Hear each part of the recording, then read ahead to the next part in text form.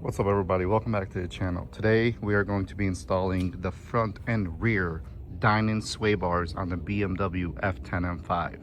And the reason we decided to do this, originally I was not going to, but I'm like, you know what, I got some wheels for the car, I don't plan on selling it, let's get rid of the body roll, let's make it a keeper. So we got the sway bars, came with front end links, new bushings. We're gonna go and knock this baby out and get it installed. But I'm not gonna bore you with the specifications, but basically we're gonna get about 30-ish% stiffer. They have multiple point adjustments, as you could see right there. So we are gonna go full stiff in the back, medium in the front, and see how it is. Comes with everything you need. The front should be a fairly easy job. You just have to take down the skid plate, which I'll show you. The back, you just have to fish it across the rear subframe. We'll get to that part when we get there, and I'll show you how it's done. All right, guys, we are underneath the car. One bolt there for the sway bar bushing, the other bolt right there. End link, pretty easy access right here on both sides. Same thing right there. So I'm probably gonna undo the end links first, zip off the bolts for the top, and I'm gonna fish the sway bar out to the other side because I'm not dropping the exhaust or anything. That would be absurd to do that, but yeah, let's get going. So as you can see, I loosened the two bolts, came out very easily, no issues at all. I'm gonna undo the other ones on the other side and pull it up. All right, and just like that, we have the old one out. The size diameter is more or less the same. This is adjustable and stiffer and hollow tubular according to Dinan. So I'm just gonna take off these sway bar end links because we're gonna reuse those. Set this bad boy on the stiffest setting in the rear. We got new bushings for the rear.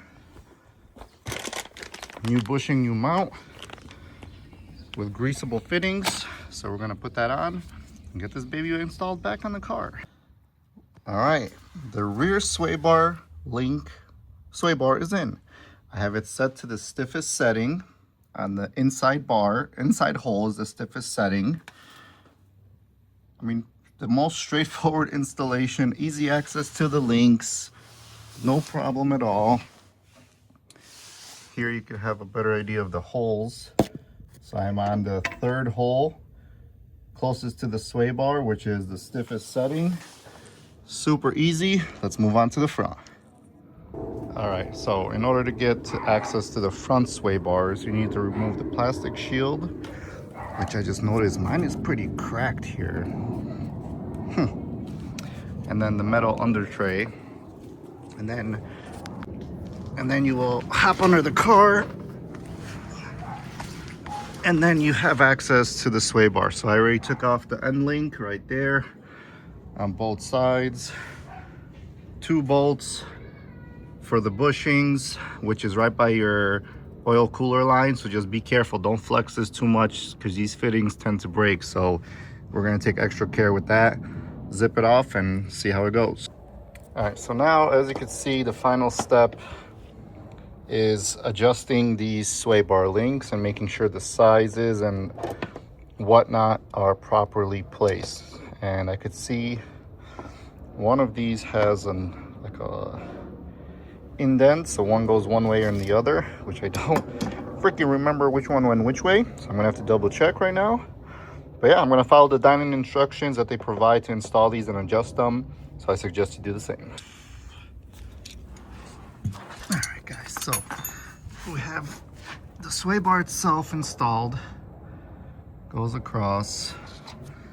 I have the upper link connected. Now I'm connecting the lower link, and I'm gonna set it to the medium stiffness. So this side is gonna be on the outside hole, that side is gonna be the inside hole. That's gonna be the medium stiffness in between. So I'm gonna tighten this up, and then we have to do some preload stuff. So we have to drop the car onto like a ramp or something so it has some load on it, and we'll go from there.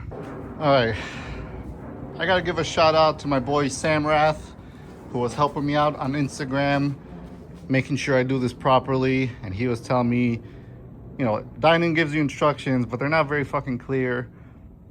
my boy guide me through the last final steps. So in order to set the preload for the front, you have to lower the car more or less in its right height position.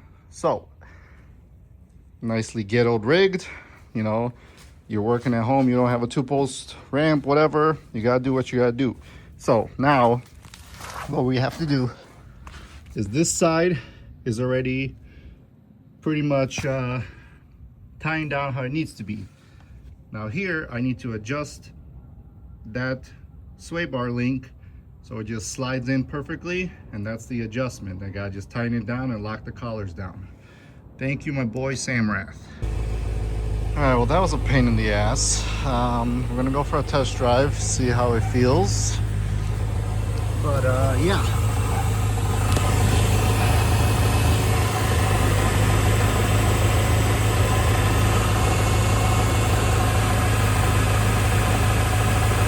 That looks good.